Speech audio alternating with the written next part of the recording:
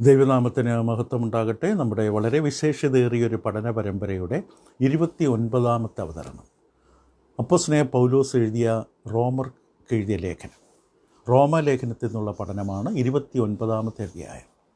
1-ാം അധ്യായത്തിൻ്റെ പഠനം നാം കഴിഞ്ഞ ദിവസം പൂർത്തിയാക്കി. 32 വാക്യങ്ങളടങ്ങുന്ന 1-ാം അധ്യായം.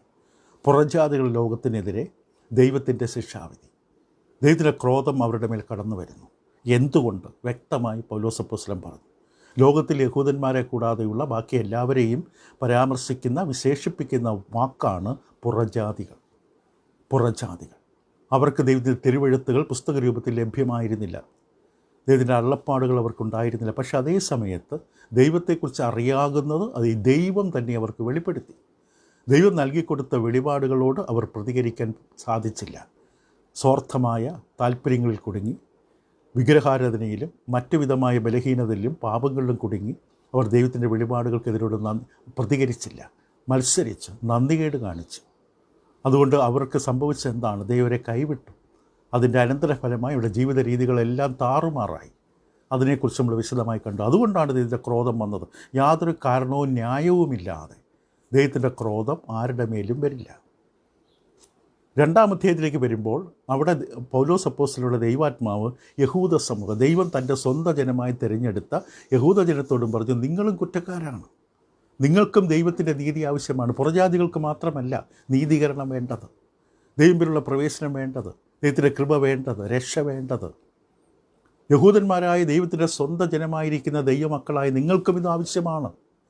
കാരണം യഹൂദന്മാരെ സംബന്ധിച്ച് അവരോട് പൗലോസ് നിങ്ങൾ ഒഴികഴിവുള്ളവരല്ല, നിങ്ങൾക്കും യാതൊരു വിധത്തിലും ഒരു ഒഴികഴിവില്ല. നിങ്ങൾ നിങ്ങളുടെ ധാർമ്മികത ഉയർത്തിപ്പിടിച്ചുകൊണ്ട് ഞങ്ങൾ പുറജാതികളെ പോലെയല്ല, ഞങ്ങൾ ദൈവത്തിൻ്റെ മുമ്പിൽ ദൈവത്തിൻ്റെ മക്കളാണ്, ദൈവത്തിൻ്റെ പ്രമാണമുള്ളവരാണെന്ന് പറഞ്ഞ് നിങ്ങൾ നിഗളിക്കുന്നു. പക്ഷെ നിങ്ങളും കുറ്റക്കാരാണ്. ബിർസ വളരെ വ്യക്തമായിട്ട് 2-ാം അധ്യായത്തിലും 3-ാം അധ്യായത്തിലും അവതരിപ്പിക്കും. ചിലപ്പോൾ ഒരു ചോദ്യമുണ്ടാകാം, 2-ാം അധ്യായത്തിൻ്റെ 17ാമത്തെ വാക്യം മുതലാണല്ലോ നീയോ യഹൂദനെന്ന് പേർ കൊണ്ടും എന്ന പ്രയോഗം വരുന്നത്.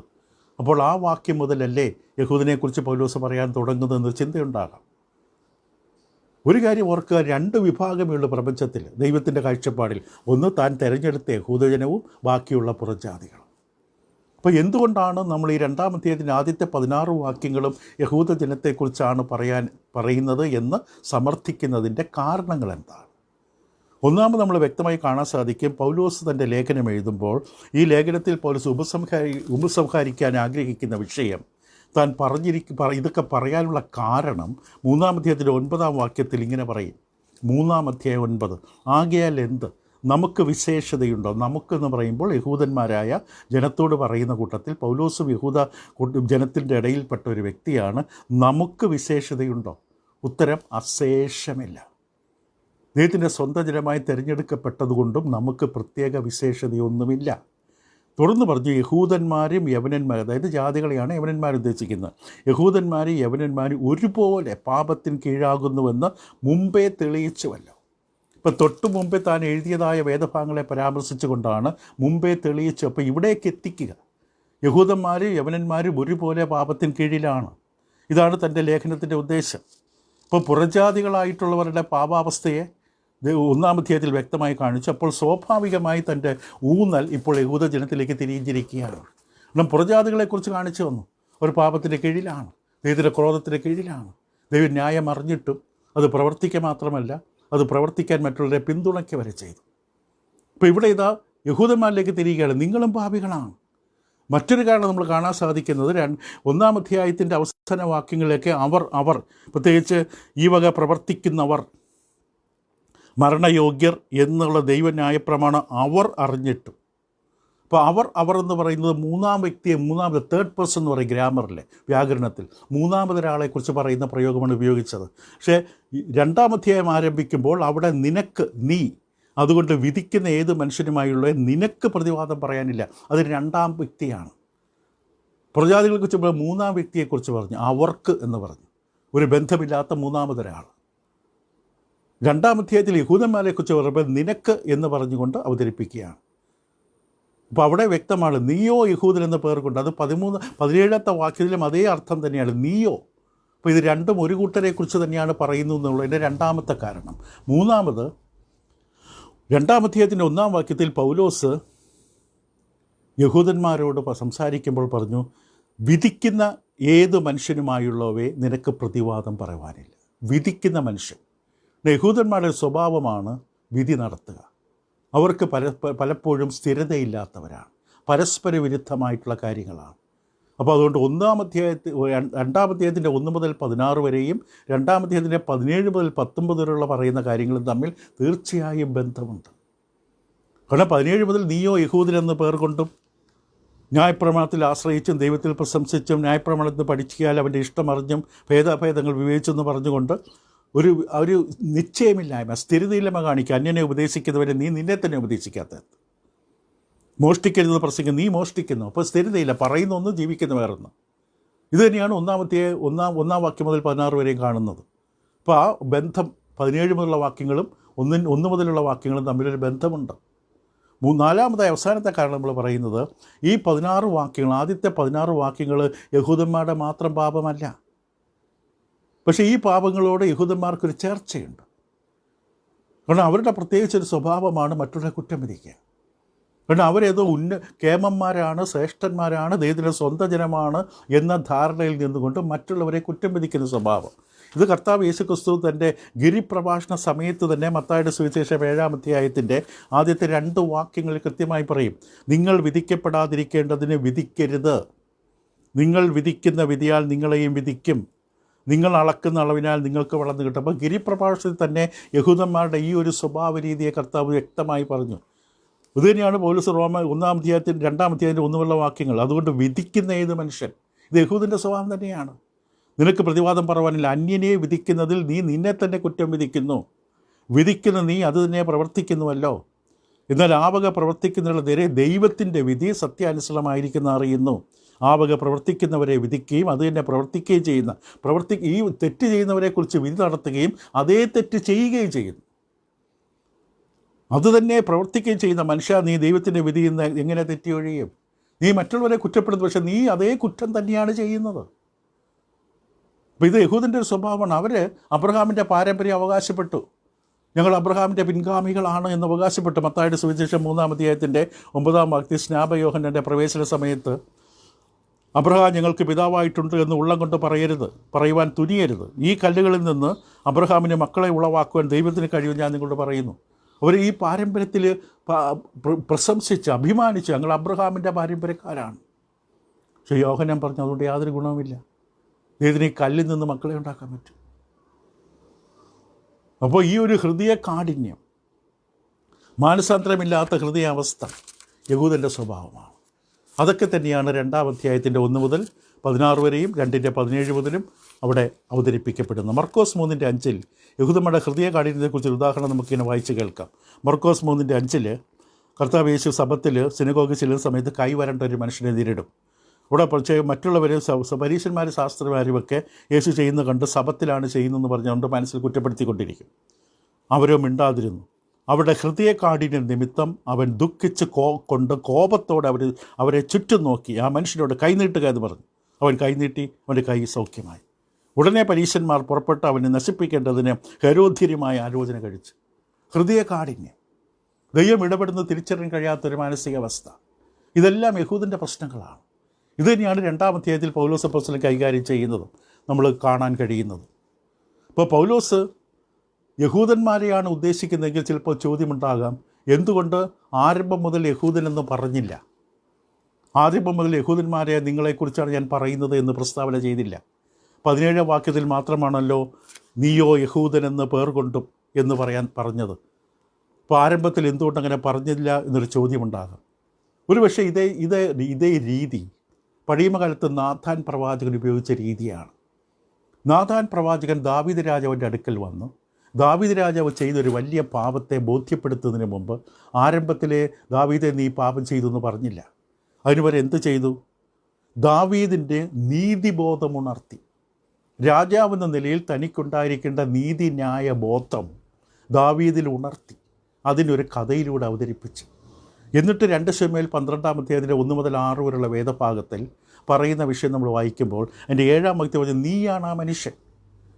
തനിക്ക് ഇഷ്ടം പോലെ ആടുമാടുകൾ ഉണ്ടായിട്ടും തൻ്റെ വീട്ടിൽ വന്ന വിരുന്നുകാരന് വേണ്ടി ഒരു ആട്ടിൻകുട്ടി മാത്രമുള്ള അയൽവക്കത്തുള്ള ആ പാവപ്പെട്ട സാധു മനുഷ്യൻ്റെ ആട്ടിൻകുട്ടിയെ പിടിച്ച് അറുത്ത് വിരുന്നൊരുക്കി കൊടുത്ത ആ മനുഷ്യനുണ്ടല്ലോ കഥയിലെ ആ മനുഷ്യൻ നീയാണ്. നീ ഉരിയാവിൻ്റെ ഭാര്യയോട് ചെയ്തത്, ഉരിയാവിനോട് ചെയ്തത് ഈ ദ്രോഹമാണ്.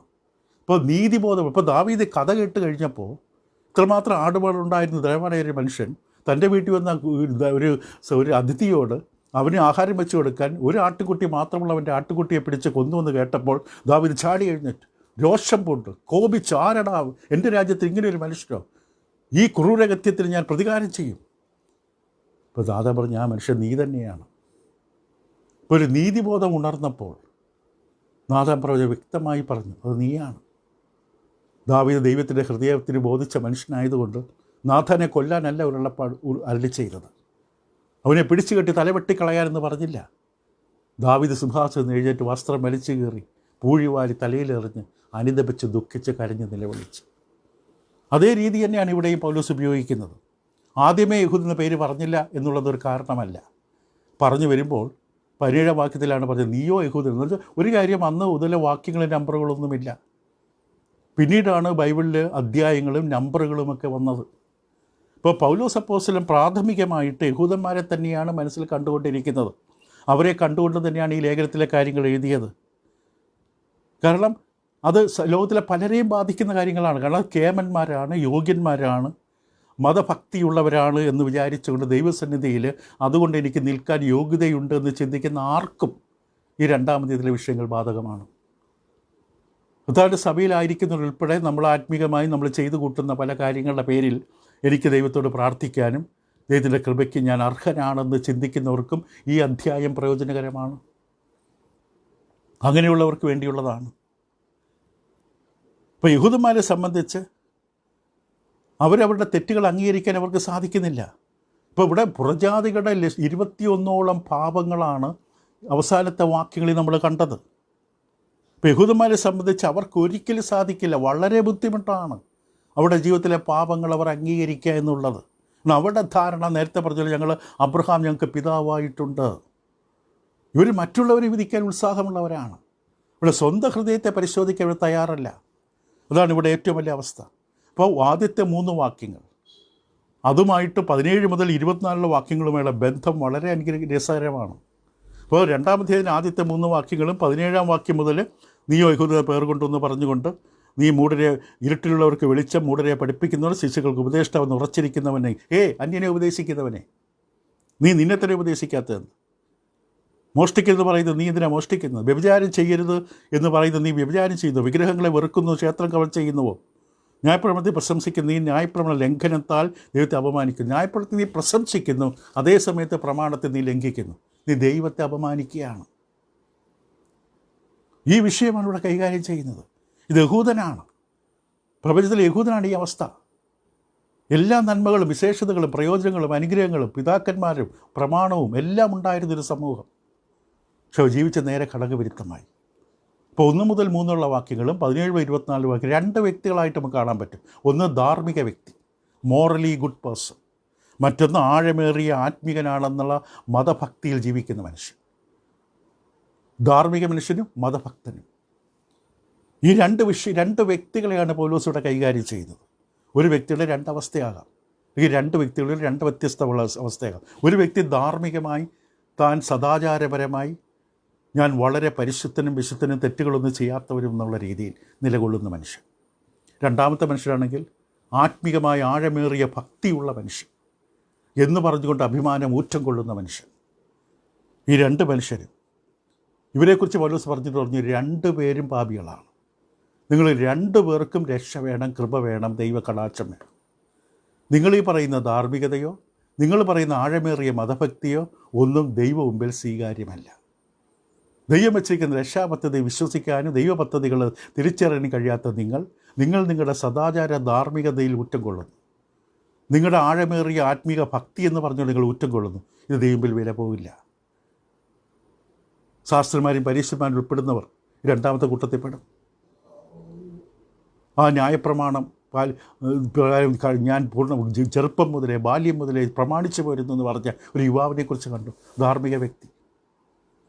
അപ്പോൾ ഇവിടെ നമ്മൾ കാണുന്ന ആദ്യമായിട്ട് നമുക്ക് ധാർമ്മിക വ്യക്തിയൊക്കെ ഒന്ന് അടുത്ത് പരിചയപ്പെടാം. ധാർമ്മികമായ നല്ല മനുഷ്യൻ. ഇപ്പോൾ പൗലോസ് അപ്പോസ്തലൻ തീർച്ചയായും താൻ ഇത് എഴുതുമ്പോൾ പഴയ കാലത്തൊരു എഴുത്ത് ശൈലിയുണ്ട്.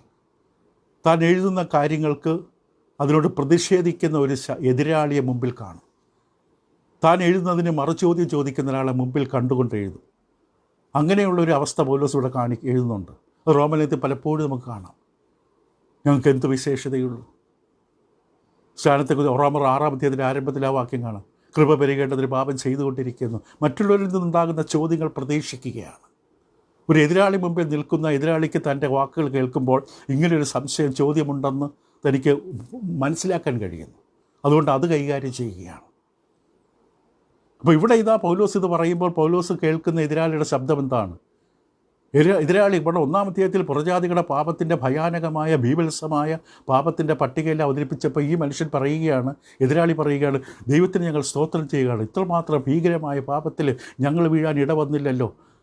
ഈ പുറജാതികളെപ്പോലെ ഞങ്ങൾ ആയിത്തീർന്നില്ലല്ലോ. ഞങ്ങൾക്ക് ദൈവത്തിൻ്റെ പ്രമാണമുള്ളതിന് ദൈവത്തിന് സ്തോത്രം. ഞങ്ങൾ അവരെക്കാൾ എത്ര കേമന്മാരാണ്. ഞങ്ങൾ ധാർമ്മികമായി എത്ര ഔന്നിത്യത്തിലാണ്. ഇത് യേശുക്രിസ്തു ഒരു ഉദാഹരണം പറഞ്ഞു. 2 പേർ പ്രാർത്ഥിക്കാൻ പോയതിനെക്കുറിച്ച്.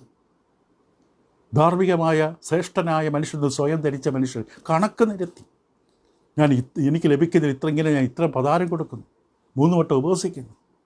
നമ്മുടെ ഭാഷയിൽ നമുക്ക് പല രീതിയിൽ അവതരിപ്പിക്കാം. ഇതൊക്കെ വെച്ചുകൊണ്ടാണ് ഓടി വരുന്നത് ദൈവസന്നിധിയിൽ. ഇത് നമ്മൾ ചെയ്തു കൂട്ടിയ പുണ്യധർമ്മ പ്രവൃത്തികളുടെ അടിസ്ഥാനത്തിൽ ദൈവം എൻ്റെ പ്രാർത്ഥന ഇപ്പോൾ കേൾക്കാൻ കാത്തിരിക്കുകയാണെന്നുള്ള ധാരണയിൽ കൃപയിലാണ് എന്നുള്ളത് മറക്കുന്നു. കർത്താവ് യേശുവിൽ നൽകപ്പെട്ട കൃപയിലാണ് നമ്മൾ നിൽക്കുന്നതും, കൃപയാണ് നമ്മളെ ശിക്ഷിച്ച് വളർത്തുന്നതും, കൃപയാലാണ് രക്ഷിക്കപ്പെട്ടതെന്നും ഒക്കെ മറന്നു പോകുന്നു. ഊന്നൽ പതുക്കെ നമ്മളിലേക്ക് തിരിയുന്നു. നമ്മുടെ ധാർമ്മികത, നമ്മുടെ വേഷം, നമ്മുടെ നീണ്ട വെളുത്ത താടി, കണ്ണടച്ച് കണ്ണീരോടെ പ്രാർത്ഥിക്കുന്നു.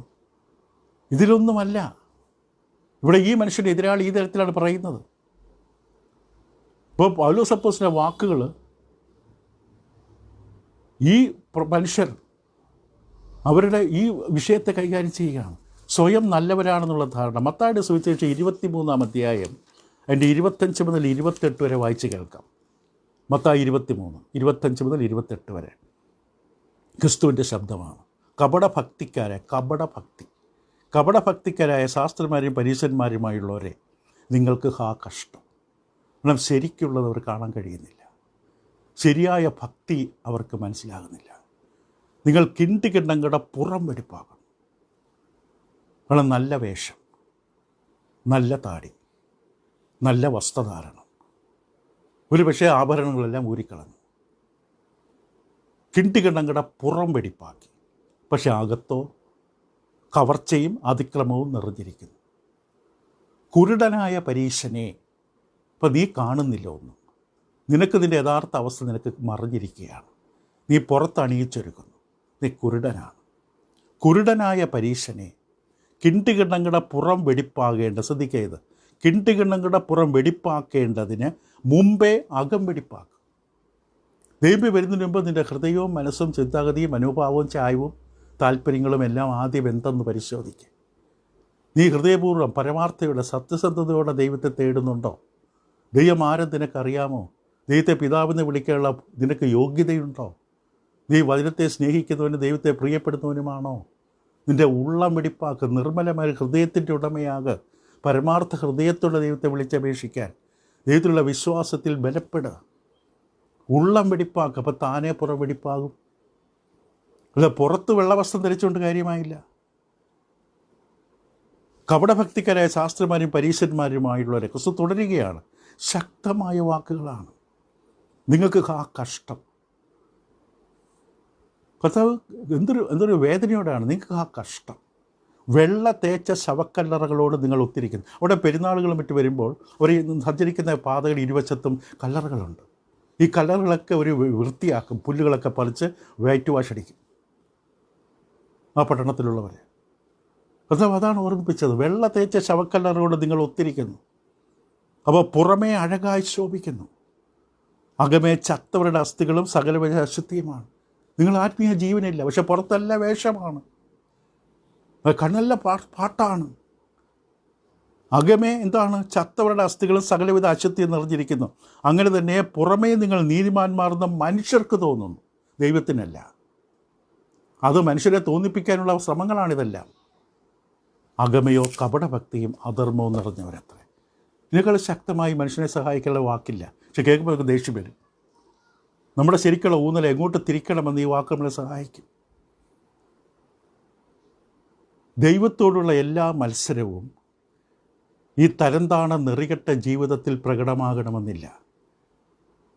തരം താഴ്ന്ന നെറികെട്ട മ്ലേച്ഛകരമായ ഒരു ജീവിതമല്ല ദൈവത്തോടുള്ള മത്സരത്തിൻ്റെ ഏറ്റവും പ്രകടമായ തെളിവ്. പലപ്പോഴും ധാർമ്മിക പരിവേഷമുണ്ടാകും. വെള്ളയും ധരിച്ച വ്യക്തിയായിരിക്കും അകത്ത് നെറികേടുള്ള വ്യക്തി. മിക്കവാറും, എല്ലാവരും നമ്മൾ കുറ്റം പറയുന്നതല്ല. ഇവിടെ ദൈവത്തോട് യഥാർത്ഥ ബന്ധമില്ലാതെ ദൈവത്തോട് മത്സരവും നെറികേടും വഷളത്തരവും വഞ്ചനയും കാണിക്കുന്ന വ്യക്തി പുറമേ ഒരുപക്ഷെ മാന്യനായ ആത്മികനായ വേഷം കെട്ടൽ ഉള്ള വ്യക്തിയാണ്. ഇവിടെ പുറത്തു നോക്കിയാൽ അറിയാൻ പറ്റില്ല. ആ വ്യക്തിയുടെ ഒരു നാശകരമായ അവസ്ഥ. ആ വ്യക്തി എടുത്ത് അണിയുന്ന പുറത്തുള്ള വേഷം എന്താണ്? ആത്മീയതയുടെ, ഭക്തിയുടെ വേഷം കെട്ട്. മനുഷ്യർ നോക്കുമ്പോൾ എന്തൊരു ആത്മീയനാണ്, എന്തൊരു ഭക്തനാണ്. ഈ പുറത്തു നോക്കി ഈ മനുഷ്യൻ ദൈവത്തോട് മത്സരിക്കുന്നവനാണെന്നോ ദൈവത്തിൻ്റെ വചനത്തോട് പ്രിയമില്ലാത്തവനാണെന്നോ ദൈവത്തോട് സ്നേഹമില്ലാത്തവനെന്ന് കാണാൻ പറ്റില്ല. അപ്പോൾ പക്ഷെ ആരും കാണാത്തൊരു ഇരുണ്ട ഭാഗം, മാനസാന്തരമില്ലാത്തൊരു ഹൃദയം, പുറമേയുള്ള ഈ വെടുപ്പിൻ്റെ വെണ്മയുടെ ഭക്തിയുടെ അകത്ത് പതിഞ്ഞു കിടപ്പുണ്ട്, ഒളിഞ്ഞു കിടപ്പുണ്ട്. വെള്ളത്തേച്ച് ശവക്കല്ലിറങ്ങി ചിന്തിച്ചാൽ മതി. അവൻ്റെ ഉള്ളിലൊരു ഇരുട്ടുണ്ട്, മാനസാന്തരമില്ലാത്തൊരു ഹൃദയാവസ്ഥയുണ്ട്. പക്ഷെ അത് പുറത്തുനിന്ന് ആർക്ക് കാണാൻ പറ്റില്ല. കാരണം പുറത്തിട്ടിരിക്കുന്നത് എന്താണ്? ആത്മീയതയുടെ, ഭക്തിയുടെ വേഷമാണ്. നമ്മൾ അത് നോക്കി നമ്മൾ അഭിപ്രായം പറയും. ഇത് തന്നെയാണ് ഇവിടെ സംഭവിക്കുന്നത്. യഹൂദൻ്റെ അവസ്ഥ ഇതായിരുന്നു. അവൻ്റെ ധാർമ്മിക നന്മ അത് പക്ഷേ അവനെ സഹായിക്കില്ല, അവനെ രക്ഷിക്കില്ല. അതുകൊണ്ട് റോമലേഖനം 2-ാം അധ്യായത്തിൻ്റെ 1-ാം വാക്യം, അതുകൊണ്ട് വിധിക്കുന്ന ഏത് മനുഷ്യനായുള്ളവേ എന്ന് പറഞ്ഞാൽ 1-ാം അധ്യായത്തിൽ പറഞ്ഞതുമായിട്ടുള്ള ബന്ധം. അതുകൊണ്ടാണ് അതുകൊണ്ട് എന്ന വാക്ക് വന്നത്. 1-ാം അധ്യായത്തിൽ പുറജാതികളുടെ പാപങ്ങളുടെ പട്ടിക നിരത്തി 21ഓളം പാപങ്ങൾ. അവർ ദൈവന്യായം അറിഞ്ഞിട്ടും ഇങ്ങനെ ചെയ്താൽ ദൈവത്തിൻ്റെ സന്നിധിയിൽ ശിക്ഷാവിധി ഉണ്ടാകും, മരണവിധിക്ക് യോഗ്യരാകും എന്ന ന്യായം അവർ അറിഞ്ഞിട്ടും അത് പ്രവർത്തിക്കുക മാത്രമല്ല, പ്രവർത്തിക്കുന്നവർക്ക് എല്ലാ പിന്തുണയും ചെയ്തു കൊടുക്കും. ദുരുപദേശം പ്രസംഗിക്കാൻ എല്ലാ പിന്തുണയും, വഴിയാത്രയ്ക്കുള്ള ചെലവിനുള്ള പൈസയും കൊടുത്തുവിടും. വേറൊരു വീട്ടിൽ കൂടെ പോയി നിങ്ങൾ ദുരുപദേശം പറ. നിങ്ങൾ പറയുന്നത് ദുരുപദേശമാണെന്ന് ഞങ്ങൾക്കറിയാം. ദൈവത്തിൽ നിന്ന് മനുഷ്യനെ അകറ്റുന്ന പ്രവൃത്തിയാണ് ഞങ്ങൾക്കറിയാം. ഞങ്ങളത് കേട്ട് വിശ്വസിക്കുന്നു. അതോടൊപ്പം ഈ പോകുന്ന വഴിക്ക് 2-3 വീട്ടിലും കൂടെ പോയി പറഞ്ഞിട്ട് പോകും. അതിന് വണ്ടിക്കൂലിയും തന്നുവിടാം, എനിക്ക് ചോറും പൊതിഞ്ഞ് കെട്ടിവിടും, കൊടുത്തുവിടും എന്നതുപോലെ. അപ്പോൾ ഈ വക പ്രവർത്തിക്കുന്നവർ മരണയോഗ്യർ എന്നുള്ള ദൈവന്യായം അറിഞ്ഞിട്ടും അവ പ്രവർത്തിക്കുക മാത്രമല്ല, പ്രവർത്തിക്കുന്നവരിൽ പ്രസാദിക്കുകയും കൂടെ ചെയ്യും. ഇതാണ് അവിടെ ചെയ്തത് പുറജാതികളുടെ ലോകത്ത്. യഹൂദന്മാർ എല്ലാവരും ഇതുപോലെ ചെയ്യുന്നു എന്നല്ല, പക്ഷേ യഹൂദന്മാരുടെ ലോകത്തിൽ പലരും ഇങ്ങനെയുള്ള പാപങ്ങൾ ചെയ്തവരെ പരിഹസിച്ച് കളിയാക്കുകയാണ്. ആ വിധത്തിൽ അവരെ കളിയാക്കുകയാണ്. അതുകൊണ്ട് വിധിക്കുന്ന ഏത് മനുഷ്യനും വിധി നടത്തുകയാണ്. ഞങ്ങൾ അവരെ പോലെയൊന്നുമല്ല, ഞങ്ങൾ അതേപോലെ, ഞങ്ങൾ പതാരം കൊടുക്കുന്നു, ഞങ്ങൾ ദൈവത്തെ സ്നേഹിക്കുന്നു. അത് ഈ മനുഷ്യൻ ചുങ്കക്കാരൻ, ഈ ചുങ്കക്കാരൻ എന്തിനുള്ള? ഞാനതുപോലെയൊന്നുമല്ല. ഞങ്ങൾ ജനിച്ചു വളർന്ന ഫാമിലി അങ്ങനെയാണ്, ഞങ്ങളുടെ പാരമ്പര്യം ഇതാണ്. മറ്റുള്ളവരെ വിധിക്കുന്ന ഈ യഹൂദ മനുഷ്യൻ നിങ്ങൾക്ക് ഏത് മനുഷ്യനുമായി നിനക്ക് പ്രതിവാദം പറവാനില്ല. ഇത് 1-ാം അധ്യായം 20-ാം ഭാഗത്തിൽ പ്രജാതികളോട് പറഞ്ഞതാണ്. അവർക്ക് പ്രതിവാദമില്ല, എക്സ്ക്യൂസ് ഇല്ല, ന്യായീകരണമില്ല. യഹൂദ, നിനക്കും ന്യായീകരണമില്ല. നിനക്ക് വല്ല അനുഗ്രഹം കിട്ടിയവനാണ്, നീ കൂടുതൽ ഉത്തരവാദിത്തം കാണിക്കേണ്ടവനാണ്. കർത്താവിൻ്റെ യഥാർത്ഥമായ ജ്ഞാനം കർത്താവിൻ്റെ സഭയിൽ നീ ലഭിച്ചവനാണ്, സത്യത്തിൻ്റെ പരിജ്ഞാനം ലഭിച്ചവനാണ്, പരിശുദ്ധാത്മ ദാനം ലഭിച്ചവനാണ്, ആത്മപ്രകാശനം കിട്ടിയവനാണ്.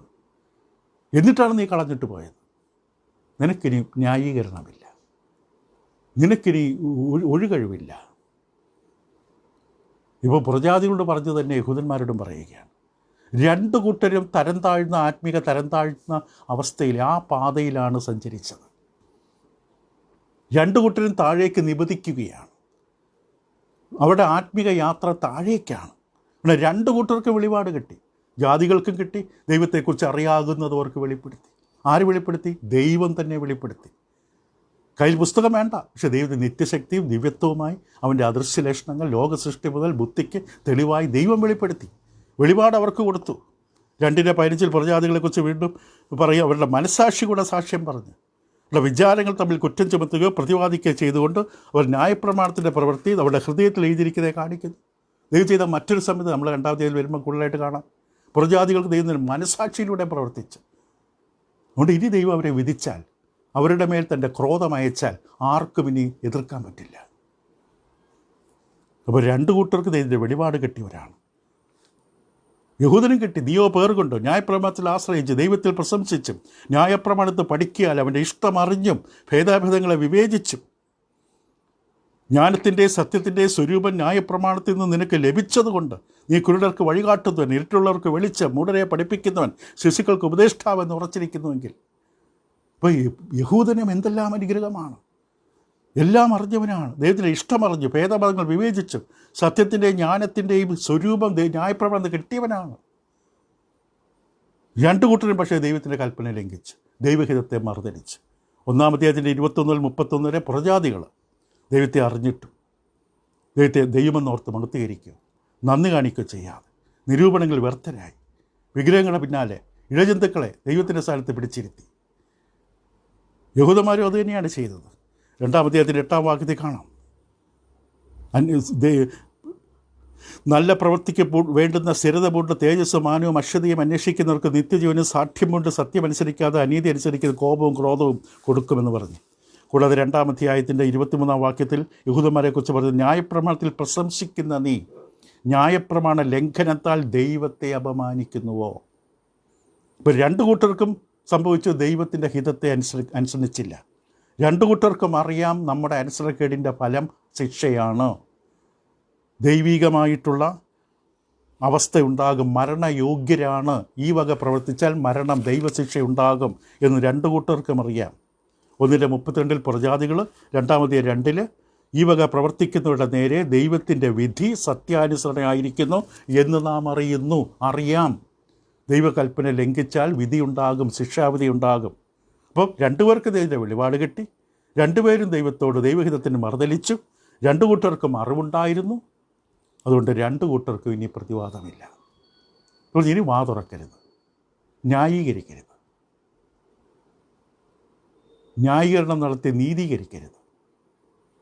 പക്ഷെ നിങ്ങൾ കാണിച്ച അനുസരണക്കേട്, മറുതലിച്ച മത്സരം, ദൈവം നിങ്ങളെ ശിക്ഷിച്ചാൽ ആർക്കും കുറ്റം പറയാൻ പറ്റും. കാരണം ദൈവം വിധിക്കുന്നതിൽ നിർമ്മലനും നീതിമാനുമാണ്. യഹൂദൻ്റെ ഏറ്റവും വലിയ പ്രശ്നം എന്താണ്?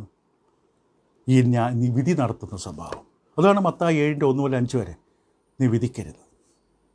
ഇവിടെ 4 തവണ ഈ വാക്ക് ഉപയോഗിച്ച് റോമലേഖനം 2 4 തവണ വാക്ക് കാണാം. വിധിക്കുന്ന ഏത് മനുഷ്യനും നിനക്ക് പ്രതിവാദം പറയരുത്. നീ അന്യനെ വിധിക്കുന്നതിൽ നീ നിന്നതിനെ കുറ്റം വിധിക്കുന്നു. വിധിക്കുന്ന നീ അതിനെ പ്രവർത്തിക്കുന്നുവല്ലോ. ദൈവത്തിൻ്റെ വിധി സത്യാനുസരണമായിരിക്കുന്നു. ആ വക പ്രവർത്തിക്കുന്നതിനെ വിധിക്കുകയും അതിനെ പ്രവർത്തിക്കുകയും ചെയ്യുന്ന മനുഷ്യർ, നീ ദൈവത്തിൻ്റെ വിധിയിൽ നിന്ന് 4 തവണ വാക്ക് ആ ഒരു വാക്യത്തിൽ കാണാം. വിധി വിധി വിധി എന്ന് വെച്ചാൽ നീ വിധി നടത്തുകയാണ്, നീ തീരുമാനം പറയുകയാണ്. 4 തവണ. അതിൻ്റെ അർത്ഥം ടു മേക്ക് എ ഡിസിഷൻ. നീ ഒരു തീരുമാനമെടുത്തു. പ്രജാതിയെക്കുറിച്ച് നീ ഒരു തീരുമാനമെടുത്തു. നിനക്ക് ആര് തന്ന അവകാശം പ്രജാതിയെക്കുറിച്ച് തീരുമാനമെടുക്കാൻ? അവരെ വിധിക്കാൻ നിനക്കെന്താ അവകാശം?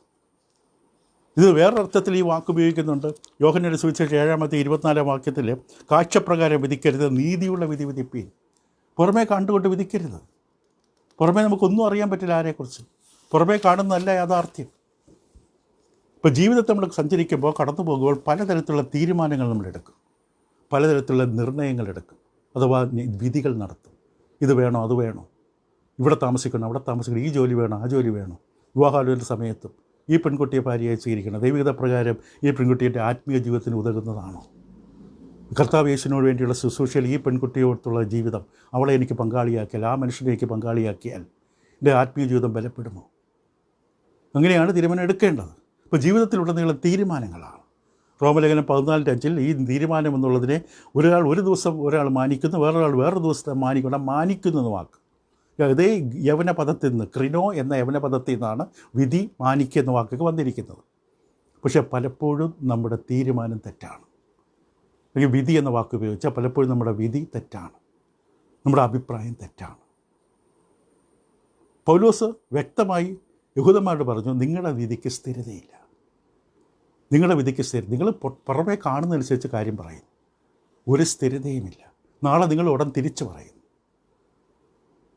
കാരണം ഇവിടെ പൗലോസ് വ്യക്തമായി പറയുന്നത്, അന്യനെ വിധിക്കുന്നതിൽ നീ നിന്നെ തന്നെ കുറ്റം വിധിക്കുന്നു, വിധിക്കുന്ന നീ അത് തന്നെ പ്രവർത്തിക്കുന്നു. എന്താണോ തെറ്റെന്ന് നീ മറ്റുള്ളവരെക്കുറിച്ച് പറയുന്നത്, നീയും ആ തെറ്റ് തന്നെയാണ് ചെയ്യുന്നത്. പിന്നെ എങ്ങനെ നിനക്ക് വിധിക്കാൻ പറ്റും? മോഷ്ടിക്കരുത് പറയുന്ന നീ എല്ലാ ദിവസവും ഓഫീസിൽ നിന്ന് വരുമ്പോൾ ഒരു കെട്ട് പേപ്പർ, കുറേ പേന, കുറേ പെൻസില്, കുറേ സാധനങ്ങളുമായിട്ട് വരുന്നത്. കുട്ടികൾ ഇത് കണ്ടാൽ വളരുന്നത്.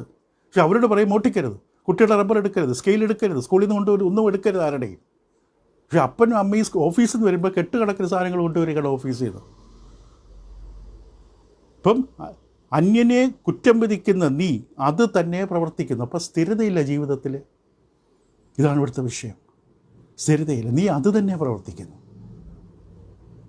നമുക്ക് തുടരാം അടുത്ത ദിവസം. വളരെ പ്രധാനമാണിത്. നമ്മുടെ ധാർമ്മികത, സദാചാര യോഗ്യത, ആഴമേറിയ ആത്മീയത, ഭക്തി എന്നൊക്കെ പറഞ്ഞുകൊണ്ട് ദൈവം കയറിച്ചത് ഓടിക്കയറി വരികയാണ്. ഇവിടുത്തെ അവിടെ നിൽക്കേ, എന്തടിസ്ഥാനത്തിലാണ് കയറി വരുന്നത്?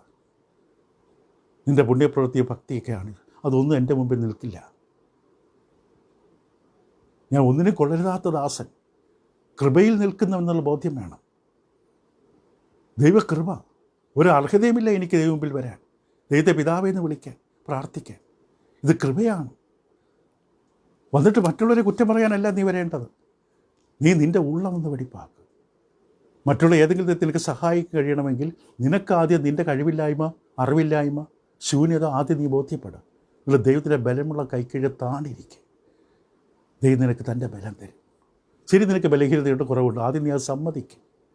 ദാവീദ് അതാ ചെയ്തത്. രാജാവാണ്, മഹാരാജാവാണ്. ഒരു മനുഷ്യൻ വന്ന് താൻ പാപിയാണെന്ന് വിളിച്ചു പറയുന്നു. അവൻ്റെ തല വെട്ടിക്കള എന്ന് പറഞ്ഞില്ല, പറയാനുള്ള അധികാരമുണ്ട്. ഉടൻ തന്നെ വലിച്ചു കീറി വസ്ത്രം. 51 സങ്കീർത്തനം, 31 സങ്കീർത്തനം. കാരണം അവൻ്റെ ദൈവത്തിൻ്റെ ഹൃദയമാണ്. തെറ്റുവരും, വീഴ്ചയുണ്ടാകും, പക്ഷെ ദൈവം അത് ചൂണ്ടിക്കാട്ടും. ദൈവം അവനെ വായിക്കുന്ന വചനം കേൾക്കുന്നവർക്ക് അത് ചൂണ്ടിക്കാട്ടും. അവിടെ എങ്ങനെ പ്രതികരിക്കുന്നു, അതാണ് ദൈവം നോക്കുന്നത്. ദൈവം നിങ്ങളെ സഹായിക്കട്ടെ. ദൈവത്തിൻ്റെ മക്കളായി ജീവിക്കുക.